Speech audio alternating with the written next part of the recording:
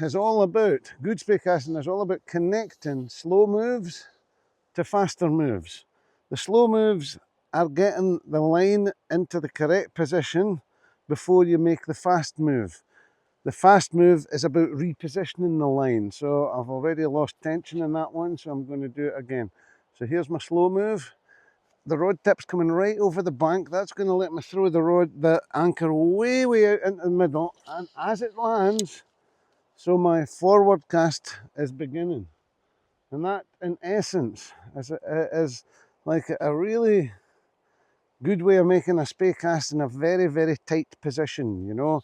It's all very well throwing great big loops of line behind you when you're wading and you've got plenty of space, but when you've not, and you've got the bank like this and the wind like this, it becomes difficult. So here's the lift. It's over the top of the bank.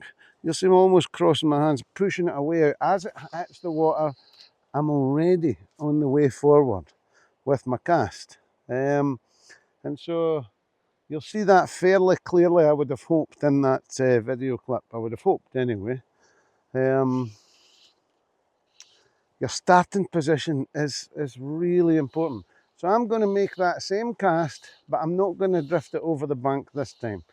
And just watch, we'll make a normal kind of spey cast, starting from this position here. And what happens?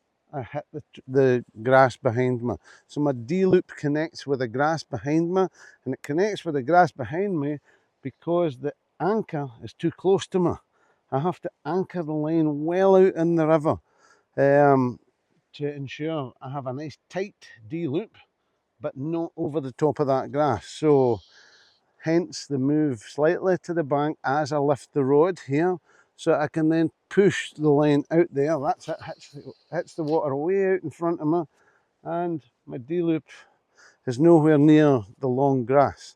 So it's a really, really good tip, that one, for anyone casting in such an area. And people often say to me, well, but with a downstream wind like this, you shouldn't really be doing a single spey cast. With a downstream wind, possibly I shouldn't be doing a spey cast, and if it's gusty downstream, maybe not. But it really is all about this angle of the rod on the forward cast. So if I make my anchor and I keep the rod low on my forward cast, I've got no problem at all with that downstream wind. So if I go like this again, I keep it very low, and you can see that there's no problem with any wind there at all because the angle of the rod is really low. Now, if I were to then move the rod up from this plane to this plane, i.e. this plane up to this plane, as I'm about to make that forward cast, as many people would suggest that you need to do, you don't need to do it at all. That's totally false. So if I did that, so if I do this and pull from this angle up to this angle, the loop of line is going to be pulled in toward me. You don't need to be doing that at all with a single spey cast with a downstream wind. All you need to do is keep the rod fairly low, a low trajectory like so, and you've got zero problem at all making the forward cast. So all about the angle that the rod is at and the plane that the rod is at when you make that forward cast. That's all it is, and it's really, really easy. Finding the anchor and making sure that the anchor lands way out in the river is very important when it comes to a bit of fishing like this. So this is why during the lift we're going to come this way slightly, and we're pushing the line out. And you can see the end of the line is well out from there. We'll just do it again. It's here, and it's a push on the initial part of that swing. Then spey cast becomes really easy, you know. I mean, it really is all about bringing the rod point and the line and your hands to the correct position. So what's the correct position for the rod point? At the beginning of the sweep. Well, in this particular scenario, the correct position for the rod point is about here, over the top of the bank. The correct position for the line is me to have maybe 10 feet of line remaining on the water, and the correct position for my hands at the beginning are like that, so I can pull the lower hand toward me and push it away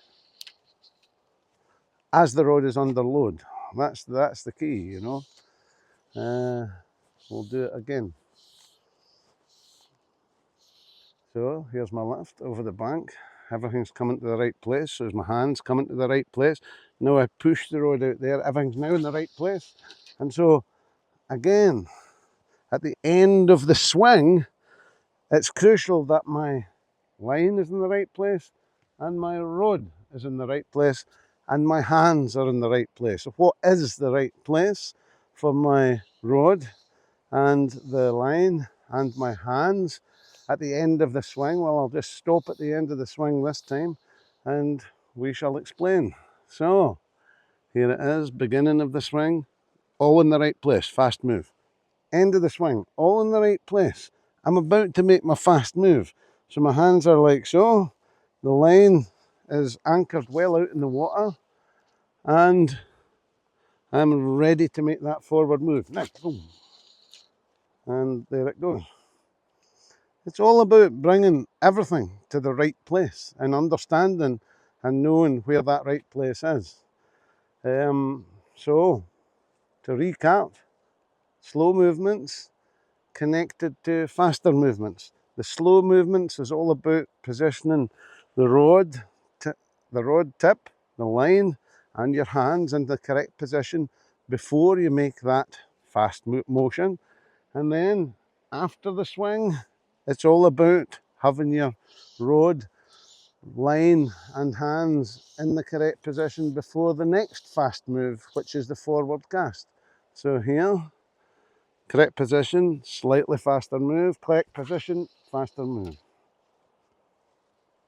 Getting everything in the right place, like everything else. But understanding what it is you're actually trying to do. I'm trying to move the line with the whole line under tension. The whole thing under tension all the way around there. Which I can do as long as I apply exactly the right amount of effort during the swing or sweep. Then it's quite easy to do that. How much effort?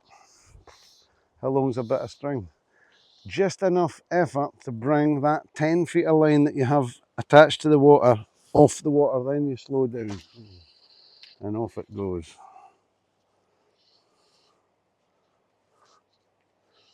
It's actually a nice wee setup to fish with, this one. Integrated, it's not a shooting head, it's a very short spey line, 44 feet I think it is.